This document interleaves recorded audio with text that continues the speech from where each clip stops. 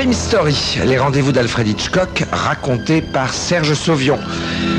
Aujourd'hui, méfiez-vous des imitateurs, c'est de Gloria Erickson. Je m'appelle Jean-Loup Lafont et je vous souhaite une excellente après-midi à l'écoute d'Europe 1.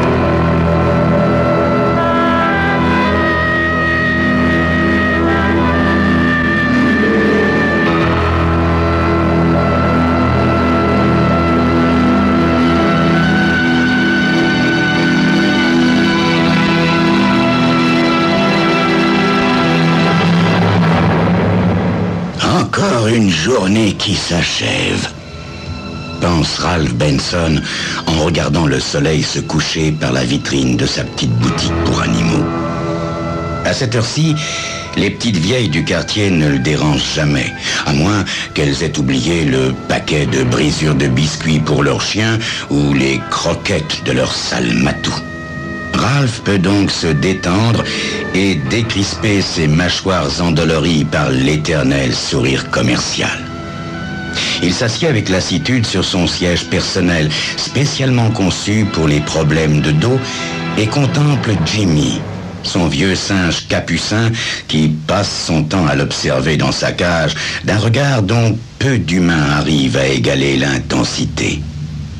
Parfois, Ralph se sent aussi prisonnier que lui dans cette boutique poussiéreuse, car il déteste la vie étriquée qu'il mène dans ce quartier sordide de Manhattan depuis 30 ans. Surtout que cette partie de la ville a considérablement déchu depuis que son père lui a laissé le magasin. La boutique elle-même est typique de l'appauvrissement général. Au plafond pendent un nombre incalculable de laisses et de colliers dont le cloutage est rouillé. La peinture pèle un peu partout, des lattes de bois apparaissent par les fissures des murs et les quelques animaux qui étaient à vendre sont tous morts à l'heure actuelle. Ah, si seulement il pouvait partir d'ici. Mais évidemment, il ne le peut pas, car il gagne de moins en moins chaque année, Ralph Benson. Un jour viendra où il n'aura même pas les moyens de garder cette minable boutique. Lorsque son argent et sa santé seront épuisés, ce jour-là, il sera condamné à entrer dans quelque affreuse institution charitable. Voilà ce qui vient à l'esprit de Ralph tous les soirs, en regardant son seul compagnon, Jimmy le singe. On se ressemble tous les deux, n'est-ce pas, Jimmy? Hein? On mène la même vie, dans le fond, et on a des têtes de vieux aigris. Mais au moins, toi, t'as un peu plus de chance que moi, car tu n'es pas obligé de sourire toute la sainte journée à ces vieilles rombières. Tu peux les insulter si ça te chante. D'ailleurs, je crois que tu ne t'en prives guère, hein? Le vieux singe reste parfaitement immobile, tout comme son maître, et dodeline de la tête de temps à autre comme pour acquiescer. Ralph Benson se lève brusquement. C'est l'heure où il peut, sans être surpris, savourer un verre de vieux rhum, tout en continuant sa conversation avec Jimmy. Il s'empare de la bouteille de 10 litres sous le comptoir et la ramène près du fauteuil. Et puis, toi au moins, t'as eu une femme dans ta vie. Tu te souviens de Judith qui s'est pendue dans sa cage en voulant imiter Madame Holden, cette vieille pie qui tirait sans cesse sur son collier de perles? Le goût de l'imitation l'a perdu, la pauvre Judith. Elle avait volé un collier de chien et elle l'a si bien tordu et retordu autour de son cou qu'elle a fini par s'étouffer. Mais depuis, tu es le seul survivant de toute la ménagerie. Est-ce que tu te rends compte de ça, mon vieux Jimmy? Ralph Benson avale une nouvelle gorgée de son rhum à bon marché. Jimmy l'observe et ne tarde pas à saisir un verre imaginaire, puis à le porter à sa bouche. Sacré singe, tu ne te lasseras donc jamais d'imiter le moindre de mes gestes. Je n'ai vraiment pas besoin de me regarder dans une glace pour savoir de quoi j'ai l'air. Un léger couinement vient faire écho au rire de Ralph. Ce dernier, un peu las, ferme un instant les yeux et s'absorbe dans ses pensées. Bientôt, la tête lui tourne à force de ressasser les mêmes regrets. Soudain, un bruit sec contre la vitrine le fait se dresser, mais bien vite, il se renfonce dans son fauteuil. Ce sont ces sales gosses qui se groupent devant le magasin et lancent des pierres en criant « Ralph Benson, l'homme singe, mange des bananes dans un sac de linge !» Ils se dispersent aussitôt, bien entendu, car Ralph leur a déjà montré ce dont il est capable quand il se met en colère. À présent, il regarde tranquillement à sa montre. Ah, Jimmy ne va pas tarder à secouer les barreaux de sa cage. C'est bientôt son heure de sortie, pense-t-il en se retournant vers le singe qu'il observe comme à son habitude. Jusqu'à ce jour, jamais Ralph Benson n'est arrivé à détourner le regard de son vieux singe sur lui. Parfois, il s'amuse à essayer de le surprendre, mais sans y parvenir. Jimmy est toujours sur le qui-vive, à croire qu'il ne le lâche pas des yeux une seconde. « T'es un vrai flic !» ironise souvent son maître. « Allez, viens donc dégourdir tes vieilles pattes, mon petit Jimmy !» lance Ralph Benson en s'emparant d'une paire de clés tout trouillées. À sa vue, Jimmy se balance de droite et de gauche en lançant des petits cris d'impatience. Ralph ne manque jamais de permettre à l'animal de quitter sa cage. Ce quart d'heure d'exercice quotidien, juste avant la fermeture du magasin, est absolument nécessaire pour éviter la paralysie qui frappe souvent les singes maintenus trop longtemps dans un espace restreint. Lorsque Jimmy doit regagner sa cage, c'est, on le devine, à contre-cœur. Alors, Ralph va chercher sa poupée de chiffon qu'il installe dans la cage et Jimmy l'y rejoint aussitôt sans rechigner. Cette poupée est une vieille compagne que Jimmy ne se lâche jamais de triturer tendrement ou de bourrer de coups selon son humeur. Mais de toutes les façons, cette poupée finit toujours par lui servir de coussin lorsqu'il veut dormir. À présent, Ralph Benson referme doucement la porte de la cage, salue son singe qui lui rend aussitôt l'appareil, puis s'apprête à quitter son magasin pour regagner sa petite chambre de bonne vétuste, non loin de là. Il enfile lentement une vieille veste de laine, toujours sous le regard médusé de Jimmy, quand soudain on entre dans la boutique.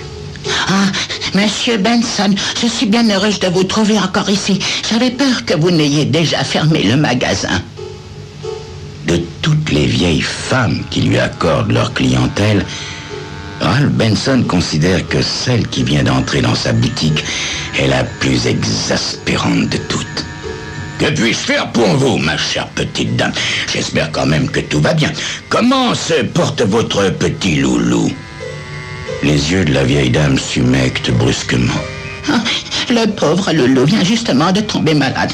Il est chez le vétérinaire en ce moment, en train de se faire opérer.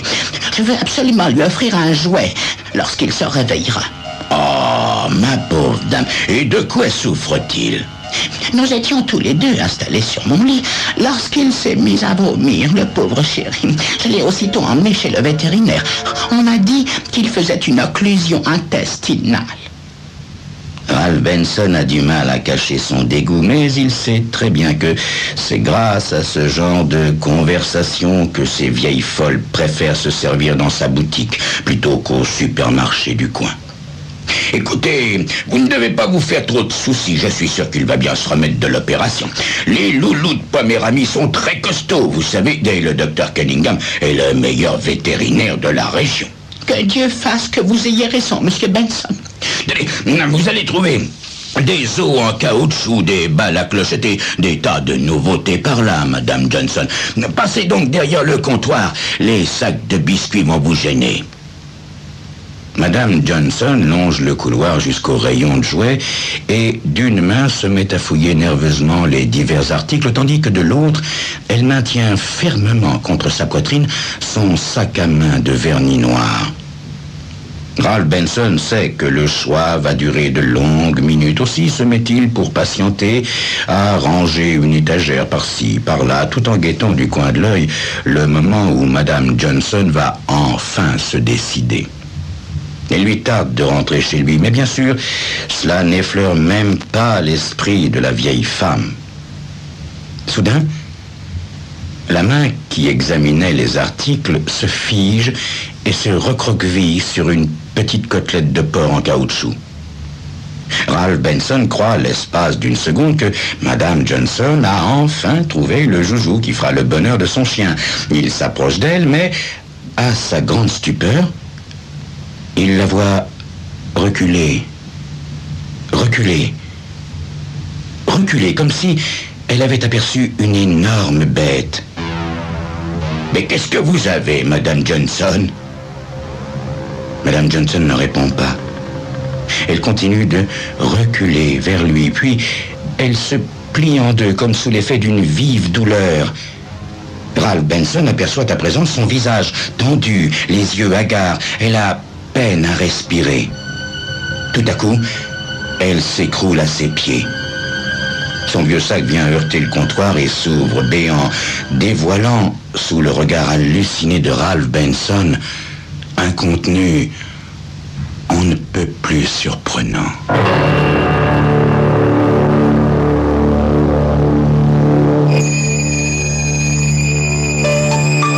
Qu'est-ce que Madame Johnson peut bien transporter dans son vieux sac de vernis noir? Vous le saurez dans quelques instants.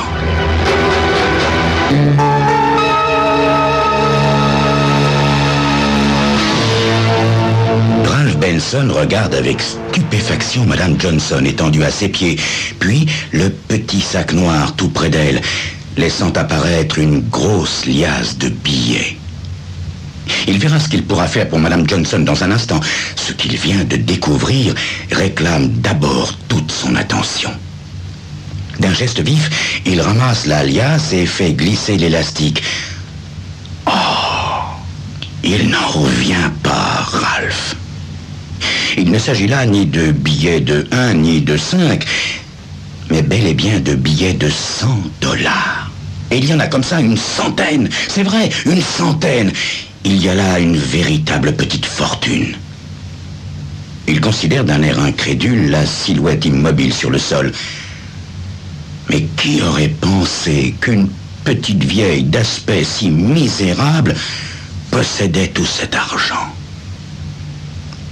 Et si je prenais un billet ou deux, tu crois qu'elle s'en apercevrait, Jimmy? En guise de réponse, le singe fait mine de compter les billets entre ses doigts. Mais Ralph n'y prête aucune attention. Il ne peut détacher son regard du magot, le cerveau en ébullition.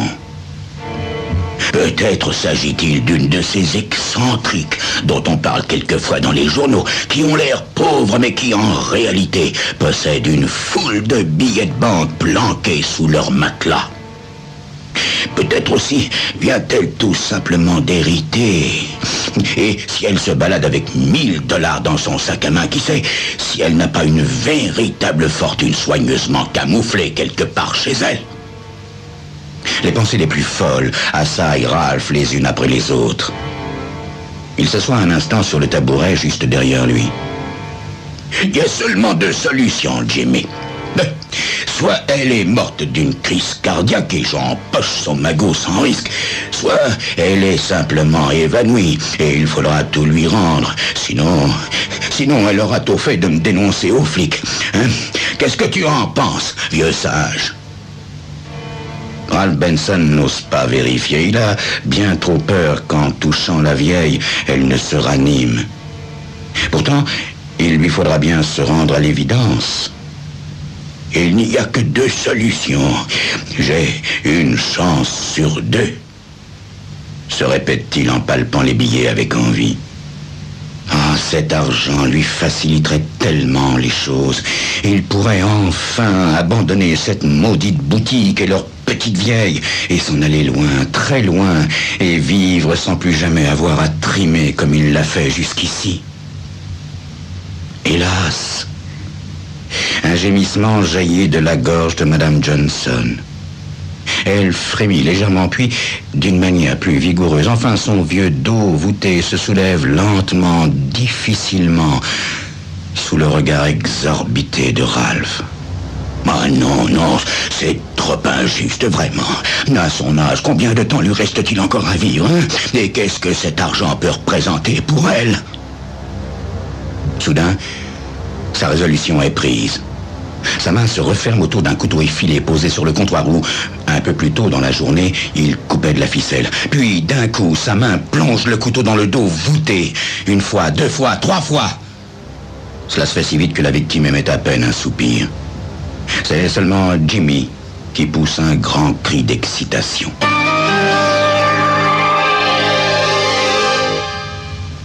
Une demi-heure plus tard, Ralph Benson se félicite en s'apercevant qu'il ne s'est pas trompé. Dans l'appartement de Madame Johnson, sous son sommier exactement, s'étale sous ses yeux le quintuple de la somme qu'il a trouvée dans son sac. Il s'assoit au bord du lit, tremblant. Le spectacle tant désiré, tant souhaité, maintenant qu'il le voit, lui paraît incroyable. Il s'empare vivement d'un cabas près de la cheminée et le remplit à toute allure. Puis, consciencieusement, il dépose le corps de Madame Johnson sur le lit avant de s'en aller.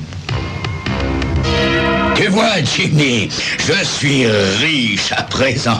Je vais pouvoir mener une toute autre vie dans peu de temps, annonce Ralph Benson à son singe dès le lendemain matin. Confortablement installé dans son fauteuil, il savoure un verre de whisky. Peu lui importe maintenant qu'on le prenne pour un alcoolique. Il n'a plus besoin d'une bonne réputation pour survivre. Je dois simplement attendre quelque temps avant de partir. Il faut que l'affaire se tasse et après, je laisse tout derrière moi. Tout, même toi, vieux singe. Sinon, tu risques de me rappeler de bien mauvais souvenirs. Il n'y aura qu'à le faire piquer, pense-t-il en avalant le contenu de son verre cul sec. Soudain, un agent de police de haute stature se profile à l'entrée du magasin. Ralph se met à trembler, mais se ressaisit très vite. 1 seconde après, le policier est à l'intérieur de la boutique et raconte à Ralph comment les gens de la police ont découvert le corps de Madame Johnson criblé de coups de couteau.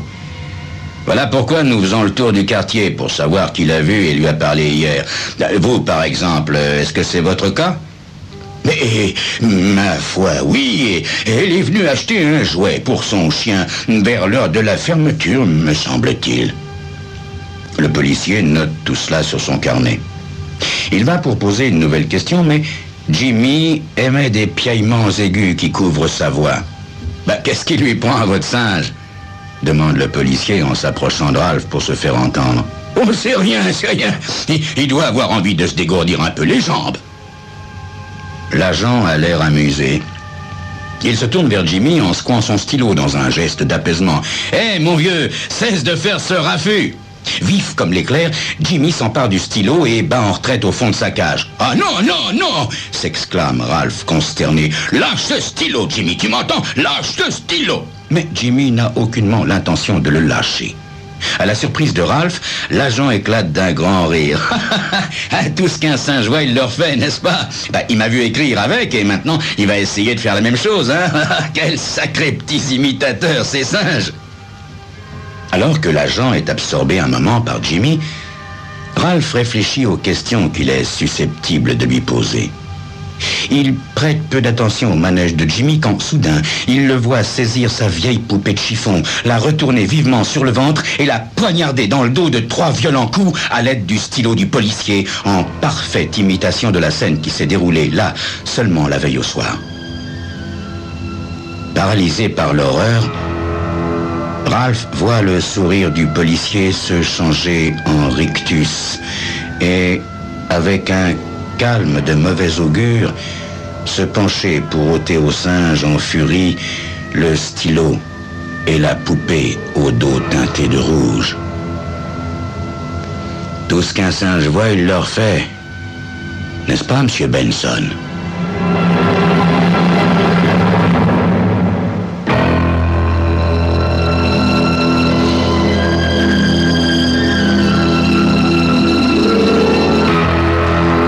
Crime Story, les rendez-vous d'Alfred Hitchcock racontés par Serge Sauvion et aujourd'hui de Gloria Erickson, méfiez-vous des imitateurs. Chaque mois, dans la revue Hitchcock Magazine, il y a à découvrir de nouvelles histoires à suspense.